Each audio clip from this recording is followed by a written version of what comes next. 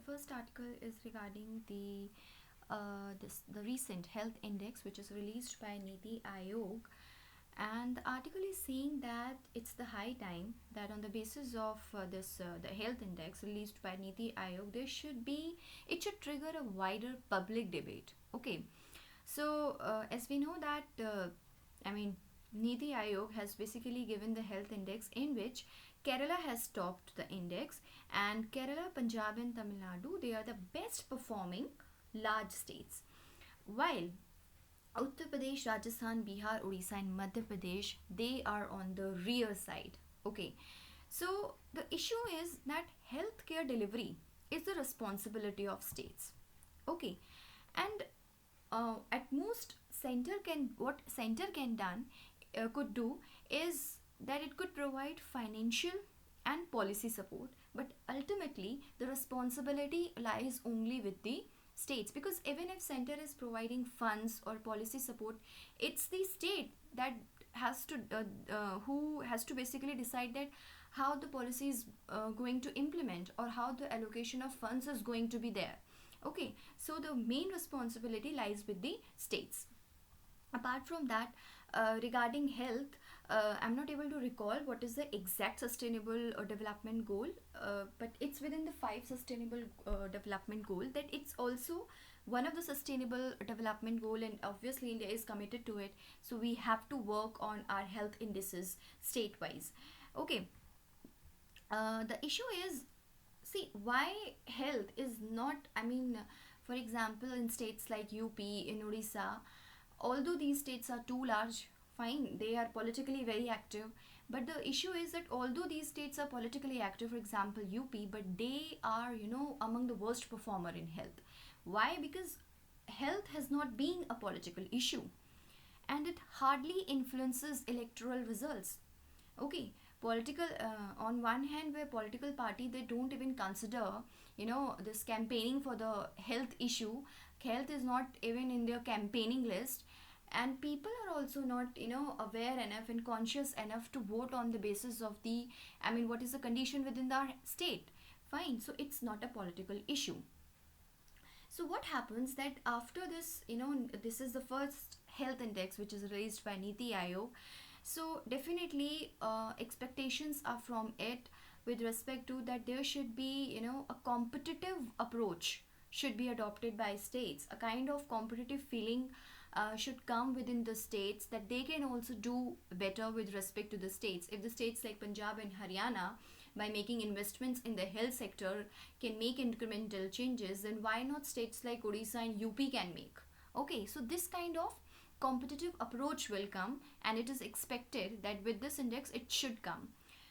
So apart from that, okay, and the thing is that although the states, they have made incremental scores within the health, but the issue is that there are intra-state inequalities also.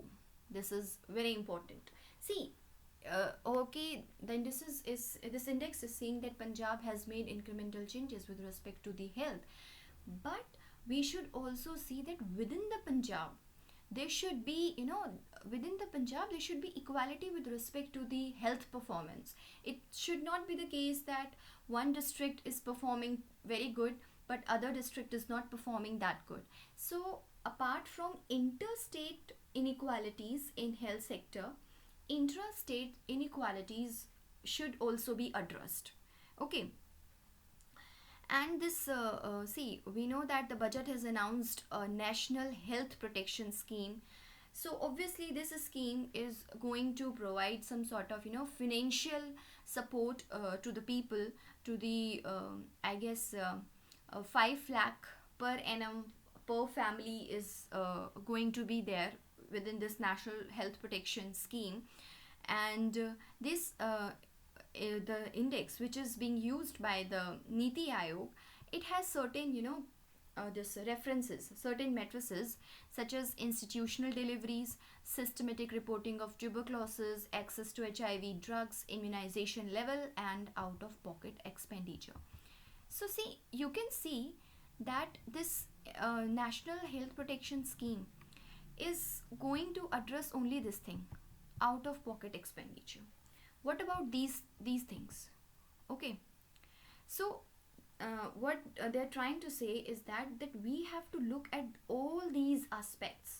Okay, apart from the out of pocket expenditure, the twin imperatives for any health policy, there should be twin imperatives.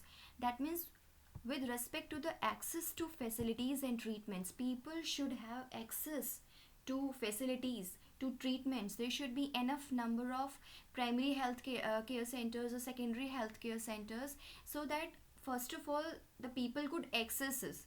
Then only we can talk about affordability, right? Because this national health protection scheme is talking about affordability. So first of all we have to make these things accessible to them. Only then we can talk about affordability. Okay, and other aspect is hold on. At the same time, Niti Aayog points out data on other key aspects lack the integrity to form part of a good composite index. So what they're saying, that both the center and the states, they have the responsibility to scale up their investment on health as a percentage of their budgets to be more ambitious in interventions. So it's just simple that both the center and the state, they have the responsibility towards health sector, so they both has to basically increase their investment towards the health. Now in the last, one line is given, and that's it's socialization of medicine. Okay, so what they're trying to say, that we have seen in the west that, and even in many developing countries like Brazil, uh, that socialization of medicine should be there. What does this socialization of medicine means? Because see, socialization of medicines mean that we have to invest on medicine. We have to this make health facilities accessible and available even to the weaker section and to the poor section of our society. And if we are going to, I mean, obviously we need finances for it, we need investment for it. So from where we can have this investment? We can have this investment from the taxation, taxing the rich people. Okay, and this is basically the core idea of socialism, that taxing those who can afford to give, fine, and giving to those people who cannot afford it, fine. So socialization of medicine simple means that by with this taxation, with all these taxation and all these things, we are basically trying to fund our medicine programs. Okay, and in the budget, actually I guess 1% cess is also there related to the health as well, apart from education. Okay, so this is the main idea of this article. Okay, this article is regarding India and Maldives relations, and whether India should intervene in the ongoing political crisis in Maldives or not, and what should be the right course of action right now for India.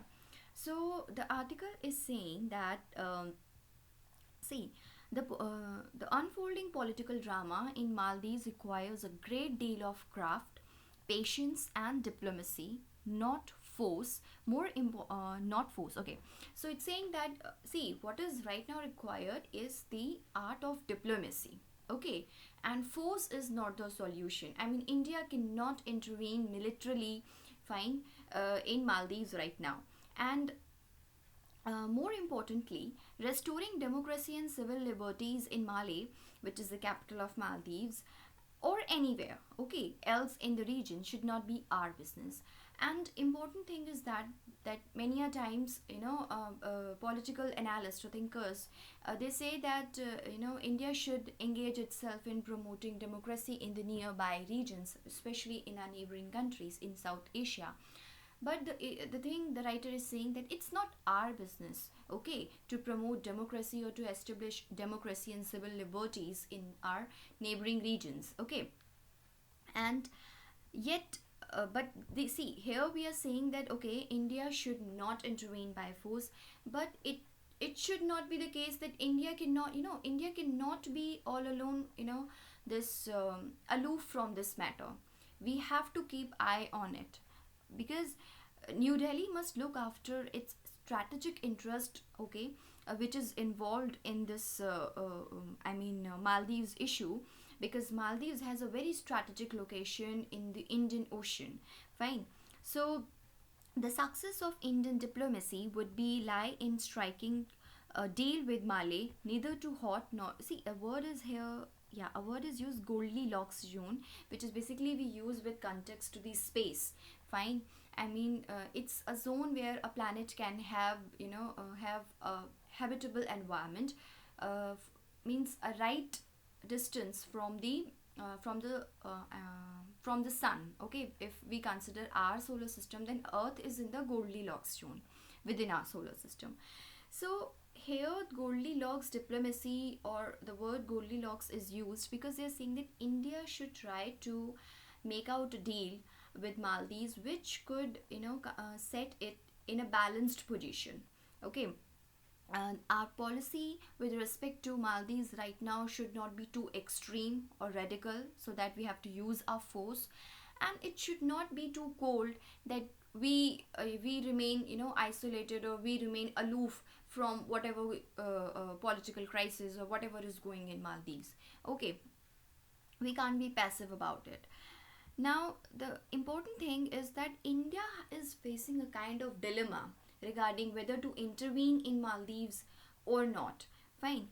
See, this as we know that right now the president of Maldives is Abdullah this Yamin, and he has imposed emergency in the country and suspended the Supreme Court judges as well. Fine. So obviously the democratic scenario in the country is at stake. Now the issue is that since Abdullah Yamin has this taken over Maldives after the elections of 2013, the country has grown closer to China. So obviously, whenever a matter with respect to China is involved, India has to be alert enough. So the thing is that country has grown closer to China and has consistently used the oldest trick in the playbook of small states. What? These small states, they have the China card with themselves. Okay, they use it as we use in the, it's like a China card always used against India as a bargaining power. These small states use this China card as a bargaining power with respect to India, be it Nepal, be it Sri Lanka, okay, and right now Maldives. So the thing is that these small states, what they do, they basically play big neighbors against each other. Okay, and it should be known that in 2012 Maldives, it cancelled an Indian firm's contract to expand Malé airport and awarded it to Chinese one. So now the confrontation will be in between China and India. So it has always been the case like this, that what they try to bargain out, and they try to crack a best deal for themselves by playing the big this giant neighbors, or I should say the larger neighbors, against each other. And specifically we talk about in context of South Asia, then these two neighbors will be India and China. Okay, so okay, so the fear right now which India is facing is that if India does not intervene in ongoing political crisis in Maldives, then it might eventually allow Chinese military presence on its soil, thereby providing China with a strategic military base in the Indian Ocean, and that is obviously a matter of concern for India. Okay, so the next is that, see, this we got clear that obviously India has certain apprehensions with respect to Chinese presence in Indian Ocean and Chinese influence over Maldives. Okay, and that's why India needs to intervene in Maldives. Okay, now the New Delhi is in touch with US and China, and also pushing for the United Nations to send a fact-finding mission to Maldives. So because New Delhi is involved in talks with US and China, so this shows that this is a sober recognition that definitely we are not looking towards force as an intervention to resolve the ongoing Maldives crisis. Okay, we are trying to have a smooth and more internal solution to this Maldives problem. Now, see, New Delhi has limited options. So, what does it mean? See, New Delhi's fundamental concern is not, see, we are not concerned whether Maldives is having democracy, people are having enough civil liberties in this small island nation or not. But obviously, the matter of concern for us is the presence of China in Maldives and the influence of China on the present, Maldives president. Okay, so this is a matter of concern for us. And India, in New Delhi's mind, the game is increasingly zero sum. See, zero sum is a game where someone's profit is someone's loss. Fine, if there are two parties involved, let's say A and B, then if A is having a profit with a deal, then in a zero sum game, B will definitely be having a loss. Okay, so India is having this thing in mind, that this entire thing is obviously a zero sum game, because if India is losing in Maldives, then China is getting an upper hand, and if China is losing, then India will get an upper hand. So this is the dilemma, and because of this dilemma only, India is having limited options whether to intervene or not. Okay, and India has of late been anxious about its steadily losing stature in the neighborhood. Okay, and see, India has been blamed of the image of a big brother, that India always tried to play as a big brother and try to impose its decisions on the small nations, be it Nepal, be it Bhutan. I mean, with Bhutan we are having so far cordial relations, but be it Nepal, Maldives, or Sri Lanka. So India carefully constructed identity of being the successor state of the British Raj, and assertions of India's Raj tradition in the neighborhood have been resisted. See, the neighboring states, okay, they have resisted this kind of British British kind of I should say behavior of India, which the Britishers were having, imposing their own decisions onto the smaller ones. So the smaller nations neighboring India, they have always resisted it. Okay, and in order to resist it, what they used the China card. Okay, so traditionally South Asia had this hegemon India, but right now there are two hegemons in South Asia, that means the dominant nations in South Asia, they are India and China. Okay, and this is a new kind of balance of power that we are seeing in Indian Ocean, or I should say South Asia. Okay, thanks to the small nations. Next, they're saying that, so the writer is suggesting India not to intervene with force in Maldives, and India should desist from undertaking any civilizing missions to educate its neighbors on civil liberties and democracy, and let the democratic chips in Maldives fall where they may. So he's saying that, see, India should not be on a civilization mission, that we have to restore democracy here, or we have to bring democracy and civil liberties here. India should, India should remain, within a principled distance from all these sorts of civilizing missions. Okay, and regarding democracy, Maldives people and Maldivian government, they themselves, let them decide themselves. Okay, because if India intervenes, it can be a costly venture for India. Okay, there is increasing recognition today that humanitarian intervention often leads to more chaos than order. Okay, because it's said that even if in the name of humanity, in the name of humanitarian crisis, okay, because US is always, most of the time it has done in the name of humanity, in the name of, this protection to democracy or responsibility to promote democracy. US is always kind of, it said that it invaded Iraq, it invaded Afghanistan, but it was obviously a costly venture for US, and he's not able to even move out from Afghanistan till date. So the thing is that definitely intervention is a costly process, because, okay, and apart from that, because intervention is already a costly process, and moreover in Maldives we are not having any humanitarian crisis, it's just a political crisis. Okay, so there is no ground for intervention on the grounds of humanity or humanitarian grounds. So the cost of Indian intervention gone wrong, okay, would far outweigh any potential benefits from a successful intervention. What they're trying to say that even if we succeed in our intervention, then the cost of this getting failed in the intervention, it would be too large than the benefits that one could have from succeeding in intervening. Okay, so definitely India should not intervene in Maldives. Okay, Indian intervention would certainly make, and one more thing is also there, that even if India succeed in intervening, in sorting the matter, okay, so India, okay, even if India is able to make happy one section of people, okay, who are against this President Abdullah Yamin, but the other section of people who are supporters of President Abdullah Yamin, definitely India will not be able to make them happy.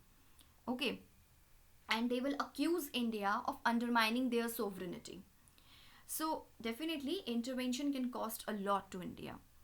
So anything short of a full-fledged intervention that forcefully removes him from power may indeed be counterproductive. Okay. Oh, what I have done.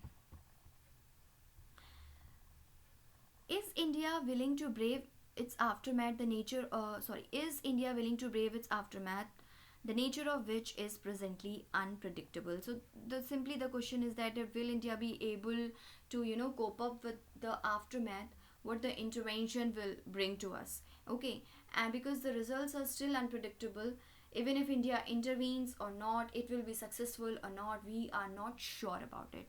Okay, because we have seen America, it calculated about Iraqis stepping up. See, it's they are saying in this, they are entirely, they're saying, it's gone, yeah, here they're saying regarding the American intervention in the Saddam's government in Iraq. So the condition, even after this American intervention, it got deteriorated in Iraq, and it eventually led to this culmination into ISI and all these things. So definitely intervention can be a costly affair for India. Secondly, an Indian intervention, especially by an overtly Hindu right-wing government, will push the Maldives towards more this Islamist politics. Okay, so they're saying that because right now we are having a right-wing government in India, or many say that it's Hindu nationalist government, and because we know that Maldives, it's an Islamist nation. So if India intervenes right now at this juncture, then definitely Maldives will be more inclined towards this Islamist politics, or maybe there may be influence of Pakistan as well. Okay, because Pakistan, it is in just seeking these kind of opportunities. So the thing is this, the second reason is this, that why India should not intervene. Apart from that, Indian intervention could also, yeah, see, first reason I have told, that it could be a costly affair because the results are quite unpredictable. Second thing is that India should not intervene because we are having a right-wing Hindu nationalist government, and it could push a Maldives government towards the Islamist politics. Okay, third reason is that if India intervenes, then it could complicate life of over 25,000 Indian expatriates who live and work in Maldives. Okay, so we have to think about those people as well. Okay, and okay, so in short, New Delhi, so we have understood these three reasons that why India should not intervene. And in short, New Delhi has very considering all these things, all these points, we can say that New Delhi or India have no moral, legal, and political locus standi to justify an intervention in the Maldives. Okay, so let's look at the India's track record regarding intervention. So they are saying that intervening in what is strictly a domestic political issue of the Maldives would also be breach of India's traditional approach to dealing with crime. Okay, so leave that. So what they are saying, this can be the fourth point, okay, that why India should not intervene, because it's against Indian foreign policy, it's against Indian principles as well, because we are having a punch shield, okay, and according to that, according to punch shield, we don't interfere in others internal matters. And whatever this going in Maldives, whatever the thing is going in Maldives, it's basically the internal matter, it's an internal political crisis, right? So if India intervenes, then it would be a breach of India's own principles. And if suppose and many people counter this, that see, India has already intervened in 1971 Bangladesh, liberation war, and then in this Operation Cactus was there in Maldives. But see, we have to understand the differences, because when India intervened in 1971, okay, in East Pakistan, then India intervened because there was, influx of 10 million heavy refugees in India. So obviously it was not only a matter of their internal politics, or it was not only internal crisis, it was affecting India as well. Okay, so that's why India intervened. Second thing, the Operation Cactus, or the role of Indian peacekeeping force in late 90s in Sri Lanka. There India intervened because India was explicitly invited to intervene. Okay, it was not just that India wanted by its own self. No, it was invited to intervene. Okay, so that's why India intervened. Although there are cases, and it's alleged that India, it tries to intervene in the internal politics of the smaller nations. For example, this Nepal time and again, this accuses India of being interventionist. For example, when India, it stopped it put certain sort of blockade against the Nepal when the Nepalese government was going close to China. Okay, so this was seen as an intervention by Nepal and Nepalese people. So, but on and whole, if we want to say that India has not intervened that much in the internal political affairs, because it's against India's own principle. So definitely carrying out a military operation in Maldives today, okay, in full public view, would not be satisfied, okay, and nor will it achieve India's strategic objectives. So definitely intervention by force is not a solution right now for India. This third article is not from the Hindu, it's from the Indian Express, and it's about big data. Okay, so the article, what it's trying to say is that, see, first of all, what is big data?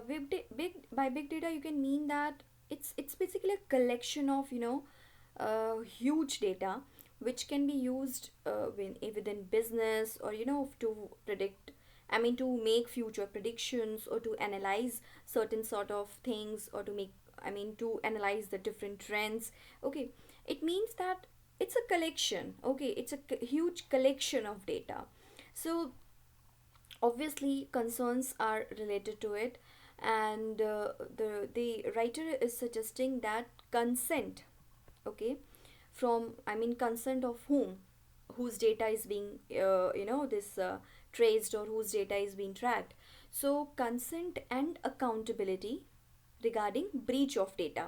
Okay, consent and accountability should be at the core of the new privacy law. Okay, so see, the Supreme Court, okay, it has affirmed a fundamental right to privacy. Fine. And government is now moving to enact a data privacy law.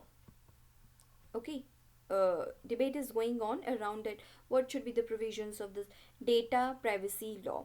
And for this, Justice Sri Krishna Committee has been formed, and it has released a comprehensive report, and consultation process on it is coming to a close. And as we know that obviously Aadhaar is being challenged in Supreme Court, and debates are going on in Supreme Court as well, because there are many legal challenges against Aadhaar, especially involving this citizens' privacy. Okay, and the government is definitely akin to assure the court and the public that, see, there are enough safeguards to keep the program legal. There is no problem with the Aadhaar. Okay, But the privacy law will impact more than the future of Aadhaar. Okay, privacy law is not going to affect only the Aadhaar, but definitely it's going to set a trend. It's going to set a future of the people, of the privacy of the people. Okay, because privacy law is going to set the terms on which Indians share their intimate data about themselves, both with the government and with the a growing number of private companies. So basically what they're trying to say that this new data privacy law is going to define certain terms, certain conditions on the basis of which Indians could share their personal data not only with the government but with the private companies as well. Now, the committee actually basically it has suggested in the past that obviously it was not it was possible to limit the collection of data to satisfy a particular purpose. In the era of big data, this may no longer hold true. See what the committee is trying to say. This committee had suggested that, see, it's obviously possible to limit the amount of data which is to be collected, but because we are moving in a period of big data, okay, so this thing cannot be possible. To limit the data, it's not possible right now. Okay, while the committee does well to endorse the importance of user consent generally, when it comes to big data, they suggest consent may not be as relevant. So what it means, that committee endorses that yes, while connecting any sort of data, obviously the consent of the user is definitely very important. Okay, but when we comes to this big data, then this consent may not be relevant. Okay, so this because we are giving exception to big data. Okay, so there is a term which is known as big data exceptionalism, and it's the belief that regulating the collection of big data is impossible. What this big data exceptionalism means, that you cannot regulate or monitor the collection of data for, I mean, which is being used in big data, and that is next to impossible and undesirable as well. So, because we cannot control the collection of data, okay, so the focus should be exclusively on preventing harmful uses and outcomes of the data. See, what this big data exceptionalism means, that suppose this is where the big data comes, the data from different sources is coming. This big data exceptionalism means that we cannot control from where the data is coming. Okay, and we cannot impose consent rule here also, because we need data here. Okay, but yes, what we can do is that data from this area, data from this big data, it should not be breached out to undesirable entities. So what at most we can do is preventing harmful uses and outcomes of the data. Now, in India, it has been argued, I mean, there's a tech lawyer, he argued that India should adopt an accountability framework rather than a consent framework. Okay, so according to them, because we cannot control the collection of data, so we should go for accountability framework to avoid any sort of breach of data instead of the consent framework. Okay, but the writer is saying, why not both? We can have consent as well, and we can have accountability as well. Okay, so big data exceptionalism is an attractive position, obviously, no doubt, but creating a regulated process to govern data collection can seem impractical, especially when the data is often an unexpected byproduct of everyday instruction. See, they are saying that creating regulations on the coming of data to this big data is definitely quite impossible, because we are collecting data on a day to day basis. Even if you are using your GPS locator in your phone, fine, that information is going into this big data. Okay, you're liking any post, information going here. Then you are, every time you purchase anything, every time you see an advertisement and give response or react on that, the information is going on this. Fine. So definitely the regulation on the collection of data is very, it's next to impossible. And that's why supporters of big data exceptionalism, they also make this claim that unfettered data collection can unlock innovation. They also try to relate that if restrictions are imposed on the collection of data, then it will lead to, this curbing the innovation. But see, this thing is going to create so many threats as well. Okay,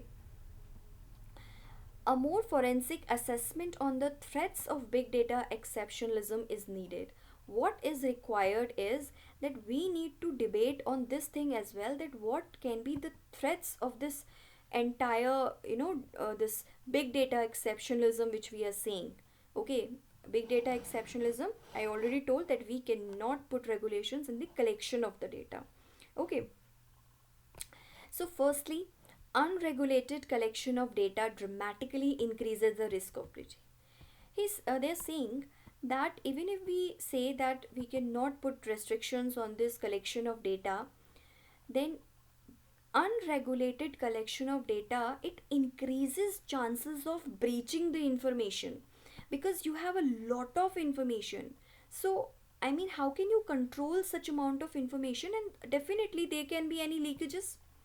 Okay, not deliberative, but by mistake there can be any leakages because you are having a lot of data. And second, unregulated data collection opens up new modes of surveillance, both government and corporate. And if we are not the second point is that if we are not regulating the data collection, then a new kind of surveillance system will start, one hand on government and other hand on corporates.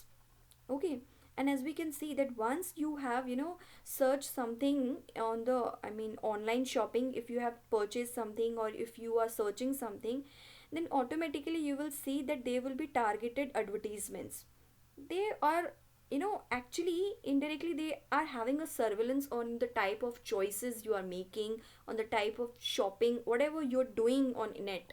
So this surveillance is going to increase with this unregulated data collection. And European Court of Justice, they said that it's likely to, this mere collection of data is likely to generate in the minds of the persons concerned the feeling that their private lives are subject of constant surveillance. Okay, so it is basically also a counter to the this thing that if we are hindering the collection of data, then it will hinder the innovation. But see, because people are in constant fear that we are under surveillance, so definitely in one way or the other it's also hindering the creativity of the people as well. Okay, so this can be a counter to that. Next, what they're saying is that this concept of big data exceptionalism, it abandons two globally recognized principles. The first is collection limitation. This principle says that there must be a legal basis for any collection of data. Okay, there should be a reason, there should be a legal reason that why this particular data is being collected. Okay, and user consent is a powerful basis. So to provide enough reason that why this particular data is being collected, user consent should be there. Okay, even by the company and by the government as well, except in certain cases where national security or something like this is involved. And second thing is data minimization, which says that entities must collect only that much amount of data which is narrowly, tailored to the purpose they seek to achieve and no more. Okay, so these two principles should be followed. The first is collection limitation and second is data minimization. So, for the sake of citizens' privacy, we hope the committee will not abandon these two principles, okay, under the cloud of big data exceptionalism, because it's very easy to remove protections, but it's very hard to put them back in place, because once these protection regarding the consent of the data being collected, Okay, once it's gone, it's really very difficult to put it back. Okay, so these are the things that the committee should also take into account regarding big data exceptionalism.